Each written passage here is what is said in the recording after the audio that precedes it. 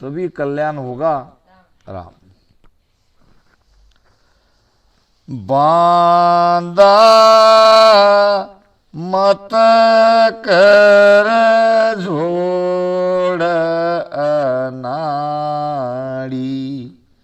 बांधा मत कर झोड़ अनाड़ी,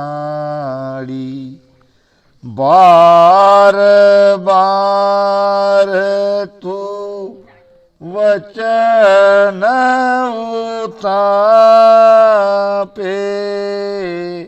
बार बार तू वचन उतापे, जम तोड़े थारी जाड़ी, बांधा मत कर जोड़ अनाड़ी। जोड़ समझते हो? जोड़ किसको कहते? जोड़ जिक्र, जिक्र करना, व्यर्थ का वाद करना। बांधा मत कर जोड़ अनाड़ी, हे अनाड़ी मनुष्य, तू व्यर्थ की जोड़ जिक्र मत कर, व्यर्थ में समय को बर्बाद मत कर। बार बार तू वचन उठापे, तूने जो परमात्मा को वचन दिया है, इस वचन को तू बार बार उठाप रहा है। अपने ही दिए हुए वचन को तू भूल रहा है। कब देते हैं हम वचन? जब हम माता के गर्भ में 7 महीने के होते हैं। 7 महीने में बालक माता के गर्भ में पूरी तरह से एक बाहर निकलने के काबिल हो जाता है।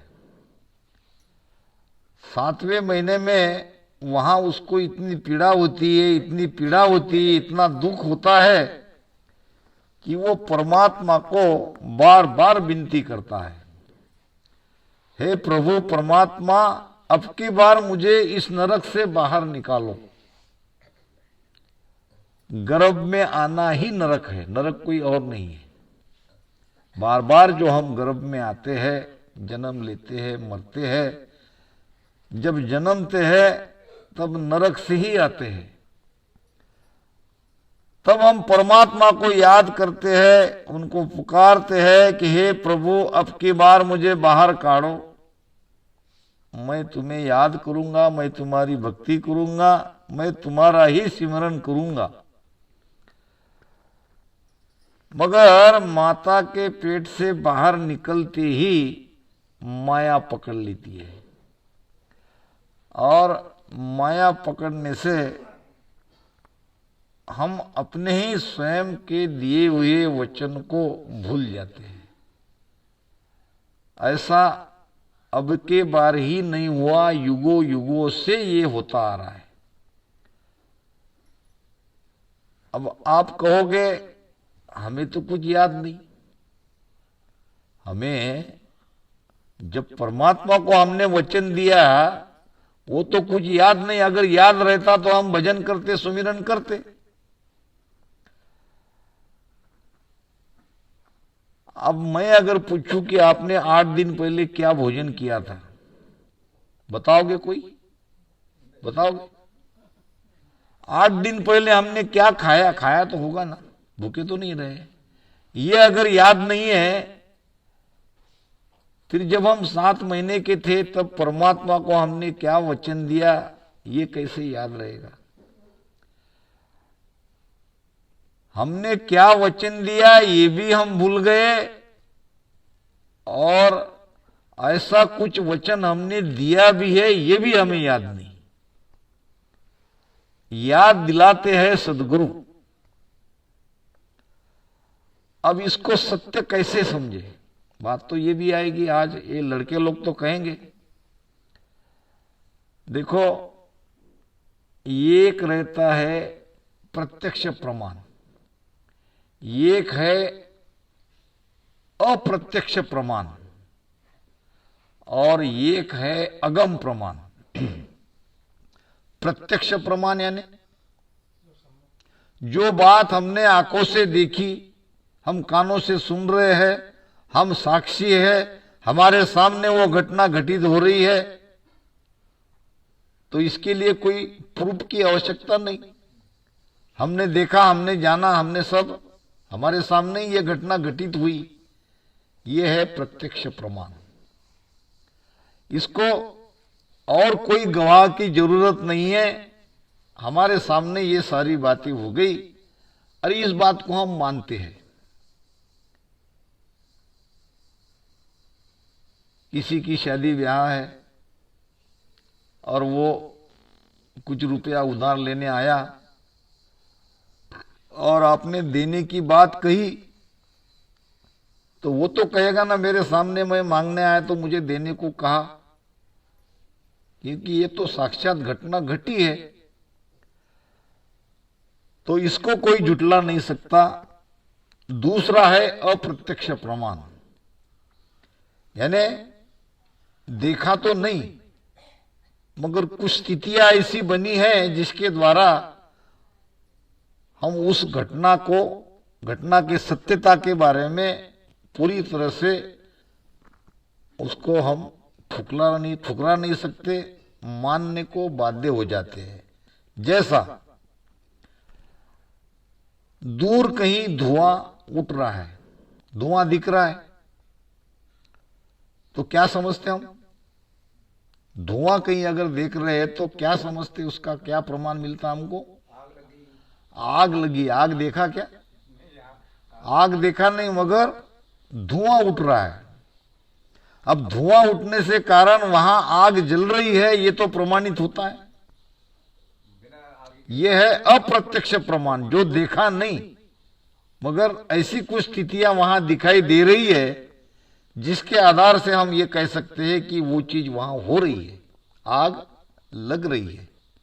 बिना आग लगे धुआं नहीं हो सकता, तो धुएं का प्रमाण आग की ओर इशारा करता है, ये है अप्रत्यक्ष प्रमाण। ये भी सच है। धुआं देखने पर कोई आग नहीं लगी है ये कोई मानेगा क्या? सब मानेंगे, सब कहेंगे कि भाई आग तो वहां लगनी ही चाहिए। तीसरा है अगम प्रमाण। अगम प्रमाण भी प्रत्यक्ष और अप्रत्यक्ष के प्रमाण से भी ज्यादा सत्य है। कैसा? अगम प्रमाण ये संतों के वचन है जिसको हम जानते नहीं लेकिन हम मानते हैं। ये सारी वाणी महापुरुष की स्वयं की अनुभव की वाणी है और उनका अनुभव सत्य है, ये हम मानते हैं। अगम प्रमाण में एक और आपको व्यवहारिक प्रमाण समझा दूं। हम कोई अपनी मां से नहीं पूछते कि मेरा बाप कौन है, ये बताओ, प्रूफ करो। कोई कहेगा क्या? मां जिस तरफ उंगली उठाएगी, बेटा ये तुम्हारा बाप है, तो हम उनको जिंदगी भर बाप मानेंगे, क्योंकि मां ही प्रमाण है। मां को कोई प्रमाण देने की जरूरत नहीं, मां कह देगी, बात खत्म। संत की अनुभव वाणी और माता के वचन एक समान है। वहां माता ने कह दिया फाइनल, यहां महापुरुष ने कह दिया फाइनल। अगर महापुरुष कह रहे हैं कि हम बार बार वचन को उठाप रहे हैं तो ये सत्य है, क्योंकि ये अगम प्रमाण है, इसको प्रमाणित नहीं किया जाता। जैसे पहले वाले दो प्रमाण है, उससे भी ज्यादा संत की वाणी अपने आप में 100% प्रमाणित है। बार बार तू वचन उतापे, तो बार बार हम परमात्मा को दिए हुए वचन को उठापते हैं। उठापना यानी न मानना। फिर क्या होगा अगर हम ऐसे ही करते रहे? जम तोड़े थारी जाड़ी, जाड़ी कहते हैं जबड़ा को, इस जबड़ा को यमराज तोड़ते हैं, छोड़ेंगे नहीं हमको, क्योंकि अगर हम सुमिरन नहीं करते हैं तो कर्म तो होता ही है, बिना कर्म किए ये जीव कभी रह नहीं सकता। कोई अच्छा करेगा, कोई बुरा करेगा। अब ये अच्छे बुरे कर्म जो हमसे हो रहे हैं इसका हिसाब तो वहां देना पड़ेगा। खातो धर्म राय को सौंप्यो, हिसाब हुआ पिसतासी, मूल माय मिन का देह हारी, ब्याज माय दुख पासी। पिछताना तब पड़ेगा जब ये शरीर छूट जाएगा और ये जीवात्मा यमराज के पास, यमराज के हाथ में धर्मराज के पास जाएगी और वहां हमारा हिसाब किताब देखा जाएगा। खातो धर्म राय को सौंप्यो, हिसाब हुआ पिस्तासी। अब हिसाब होने के बाद जब वो कर्म, किए हुए कर्म भुगताए जाते हैं तब पछताना पड़ेगा, और पछताने से भी कोई लाभ नहीं, क्योंकि जो नुकसान होना था, जितना कुछ गंवाना था वो तो हमने गंवा दिया। मूल माय मिनका देह हारी, यानी जो मूल पूंजी थी 77 करोड़ 76 लाख स्वासा जो हमें मिली थी, वो तो पूरी हमने ऐसे ही बिना भजन किए, बिना सुमिरन किए व्यर्थ गंवा दी। अब उसका ब्याज भी देना पड़ेगा और मूल भी हमने खर्चा कर दिया। ब्याज देना है दुख, अब दुख मिलेगा। इसलिए सुमिरन करो, भजन करो, परमात्मा को दिए हुए वचन को याद करो। सतगुरु बिना मोक्ष नहीं पावे, सतगुरु बिना मोक्ष नहीं पावे, सो गुरु करो नित दाड़ी, ज्ञान बिना सब गांगी रोड़ो, ज्ञान बिना सब गांगी रोड़ो, कहाँ सगत शिव बाड़ी, बांधा मत कर जोड़ अनाड़ी, बांधा मत कर जोड़ अनाड़ी। सतगुरु बिना मोक्ष नहीं पावे, सो गुरु करो नित दहाड़ी। दहाड़ी यानी दिन निकलते ही रोज गुरु करो, मोक्ष नहीं होगा। मोक्ष की प्राप्ति तो केवल सद्गुरु के शरण में जाने पर ही होगी।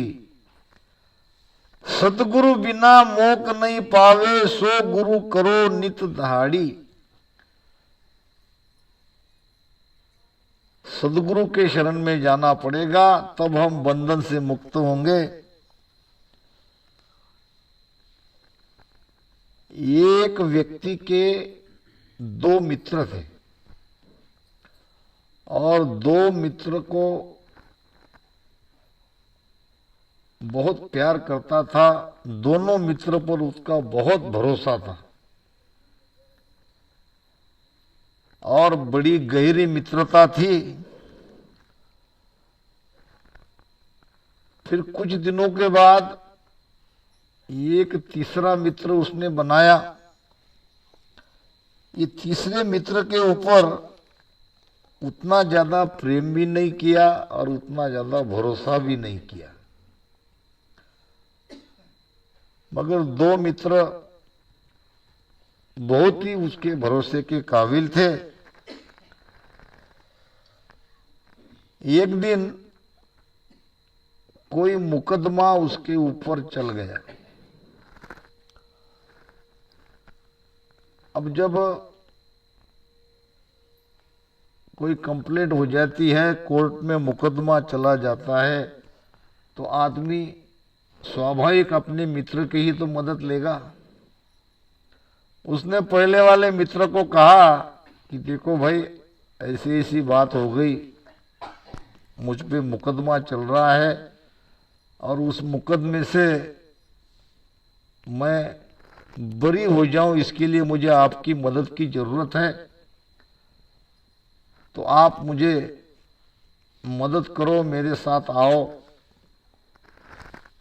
वो मित्र कहने लगा, माफ करो भाई, इस काम में मैं तुम्हारा कोई मदद नहीं कर सकता, और कोई सेवा हो तो बताओ, और कुछ चाहिए हो तो बताओ। ये कोर्ट कचहरी झंझट का काम मुझसे नहीं होता, तुम जानो तुम्हारा मुकदमा जानो, तुम्हारा काम जानो। बड़ा निराश हो गया, कितना मेरा प्यारा मित्र था, मैं कितना इस पे विश्वास किया, और मुझ पर इतना बुरा समय आने पर यह कहता है कि तुम जानो तुम्हारा काम जानो। फिर उसने दूसरे मित्र के पास वही बात कही। दूसरा मित्र कहने लगा कि भाई वहां कोर्ट तक तो मैं नहीं आता, तुम कोर्ट में तुम्हारा देखो। हाँ, मैं तुम कहते हो तो कोर्ट के बाहर के गेट तक मैं तुम्हारा साथ देता हूं, वहां तक मैं तुम्हारा साथ देता हूं, वहां तक मैं आता हूं। आगे वो गेट खोल के तुम कोर्ट में जाओ, तुम्हारा क्या है वहां देखो। वो कहने लगा, वहां तक आके क्या मदद करोगे, वहां तक तो मैं भी चला जाऊंगा, मुझे तो अंदर में मदद चाहिए, मुझे तो वो केस से सही सलामत बरी होना है, उसके लिए तुम्हारी मदद चाहिए। दूसरा भी मित्र कहने लगा, मेरी कोई मदद नहीं मिल सकती। फिर निराश हो गए, अपने वो तीसरे गुरु के पास गया, तीसरे मित्र के पास। तो तीसरा मित्र कहने लगा, उसके ऊपर तो ज्यादा भरोसा नहीं था, न उसके ऊपर उसने प्रेम किया था। तीसरा मित्र कहने लगा, दोस्त चिंता मत करो, मैं तुम्हारा साथ दूंगा और तुम्हारी केस पूरी केस मैं लड़ूंगा और मैं तुमको जीत के बताऊंगा, तुमको कोई सजा होने नहीं दूंगा, ये मेरी गारंटी। बहुत अच्छा लगा उसको। संकट के समय में मेरे दोनों मित्र काम पे नहीं आए, जिसके ऊपर मैंने बहुत भरोसा किया, बहुत प्रेम किया, और जिसके ऊपर मेरा कोई विश्वास नहीं था, जिसके ऊपर मैं कोई प्रेम ही नहीं करता था, नाम का उसको दोस्त बनाया, मगर आज वो मुझे मुकदमे से बाहर निकालने की बात कह रहा है। सभी को ये तीन मित्र मिले ही हुए हैं। जब हमारी मृत्यु होती है तो हमने कमाया हुआ धन घर का घर में ही रह जाता है, एक पैसा भी हमारे काम में नहीं आता, यानी पैसे का हमारा साथ घर का घर तक ही है। न पैसे से हम मृत्यु को टाल सकते हैं, न काल से बच सकते हैं, मगर पैसा कितना प्यारा है। महाराज ने एक भजन में बड़ी बात सुंदर कही है। प्रभु जी मैं क्या कहूँ इस मन को, प्रभु जी मैं क्या कहूँ इस मन को, सतलोक की बात न माने, सतलोक की बात न माने, मोहन छाड़े धन सु, प्रभु जी मैं क्या कहूँ इस मन सु।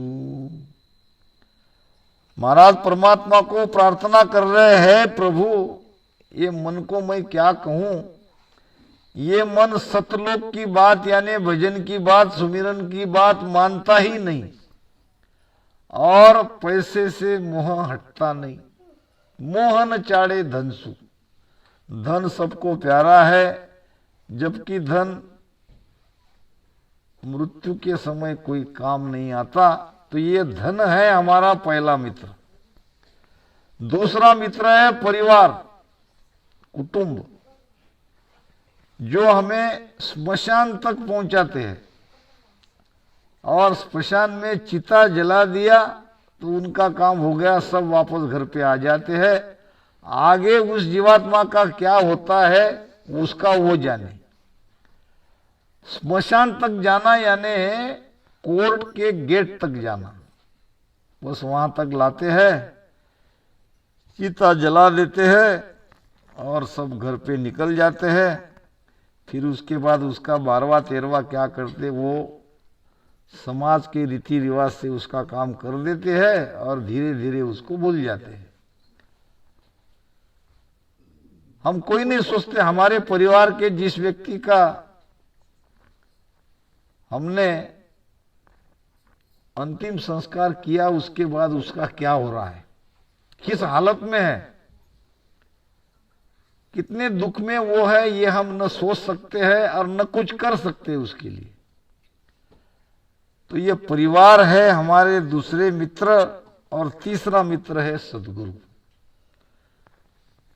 जो हमें इस सारे कर्मों के बंधन से, जितने भी कर्म हमने किए हैं सारे कर्म से हमें मुक्त करा देते हैं। तो सतगुरु बिना मोक्ष नहीं पावे, सदगुरु के शरण में जाओ, सदगुरु के बिना मोक्ष नहीं होगा।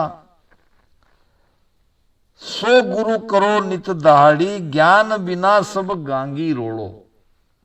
उस सत ज्ञान के बिना, वो निरंतर के ज्ञान के बिना बाकी सब ये गांगी रोड़ा है, यानी गांग्रत है, यानी कलबला है, ज्ञान का दिखावा है। सत ज्ञान तो वो है जो हमारे भीतर सदगुरु मेहर से प्रकट हो जाए।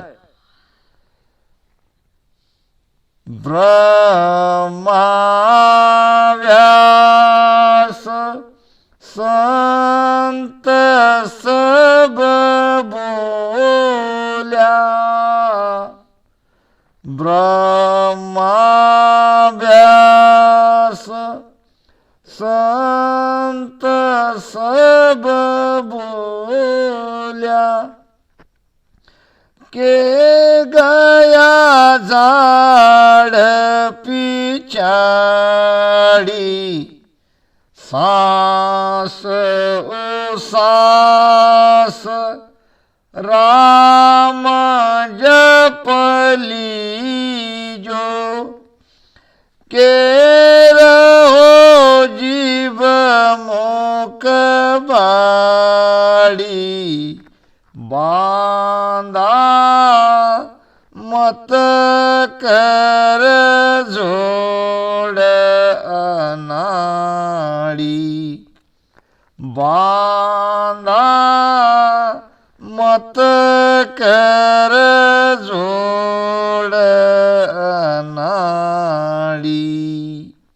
ब्रह्मा व्यास संत सब बोल्या। ब्रह्मा जी भी ने कहा और व्यास जी भी ने कहा और सभी संतों ने भी कहा। क्या कहा? के गया झाड़ पिछाड़ी, यानी झाड़ पिछाड़ना, यानी सार बात संतों ने कही, ब्रह्मा जी ने वेदों में कही और व्यास जी ने भागवत में कही। भागवत पुराण लिखा है व्यास ने और ब्रह्मा जी ने बनाए हैं 4 वेद और सभी केवली संतों ने आखिर में सार बात यही कही। सार क्या है? सांस उसास राम जप लीजो। अगर हमको परमात्मा के दिए हुए वचन को निभाना है तो एक ही काम करना पड़ेगा, सांस उसास में राम राम रटो प्रेम से। सांस उसास राम जप लीजो, के रहो जिब मुख बाड़ी, यानी जीभ को मुख में हमेशा राम राम करती रहना चाहिए, जीभ रुकनी नहीं चाहिए। महाराज ने एक भजन में कहा है, मुख में जीभ न बाड़े। प्रभाती का भजन है। तो ये जो जीभ है हमारी, ये राम राम राम राम राम राम राम राम ऐसी चलती रहनी चाहिए। कबीर साहब कहते हैं, तारा हा तारा धंधा रे हजार, जीभ्यासु काई काम करे। तारा हा तारे धंधा रे हजार, जीभ्यासु काई काम करे। क्या जीभ से काम करना पड़ता है? काम तो हाथ से ही करेंगे ना, तो हाथ से काम करो, मगर जीभ राम राम राम राम रटन करती रहनी चाहिए। संतों ने कहा है, हाथ काम मुख राम है, हृदय साची प्रीत, जन दरिया संसार में आही उत्तम रीत। हम सब संसारी है, गृहस्थी है, और गृहस्थी जीवन बड़ा दुखदाई है, क्योंकि यहाँ अनेक समस्या है और यहाँ काम करना ही पड़ता है सबको, और काम में काफी श्रम होता है। इसलिए जितना वजन करना चाहिए उतना वजन हम कर नहीं सकते। तो महाराज कहते हैं कि इसमें भी आप ये तो कर सकते हो, काम करते करते भी आप जीभ से भजन अंदर के अंदर रट सकते हो। गृहस्थी धर्म का पालन करते हुए ये काम आसानी से हम कर सकते हैं। जब समय मिला तब आसन लगा के भजन करो, और समय ना मिला आप काम में हो तो काम में भी राम राम करते रहो, काम भी होगा और राम राम भी होगा, बेकार के विचार मन में नहीं आएंगे। यहां बैठे हो, यहां भी आप जिब्या को चला सकते हो, आराम से आप भजन भी करते रहोगे, ज्ञान भी सुनते रहोगे। महाराज कहते हैं, ग्रह में रहे साचनर बोले, ग्रह में रहे साचनर बोले, भजन रात दिन होई रे। भजन रात दिन होई रे, आत्मचीन संता को माने, आत्मचीन संता को माने, तासमवरन कोई रे। गृह में रहे यानी घर गृहस्थी में रहो, क्या करो? सत्य को छोड़ो मत, सत्यता से रहो। सिर जावे तो जाने दो, झूठ न बोले कोई, और सायब तो सुखराम कहे साच बेण में होए। बिना मतलब झूठ मत बोलो। सत्य की भक्ति कर रहे हैं, सत्य को प्राप्त करना है, सत्य प्रकट कराना है तो सत्य रहना भी पड़ेगा। बाहर से सत्य रहेंगे तो भीतर सत्य प्रकट होगा। गृह में रहे साच नर बोले, गृहस्थी में रहो, सत्य रहो, सत्य को छोड़ो मत, सत्य बोलो और भजन रात दिन होई रे।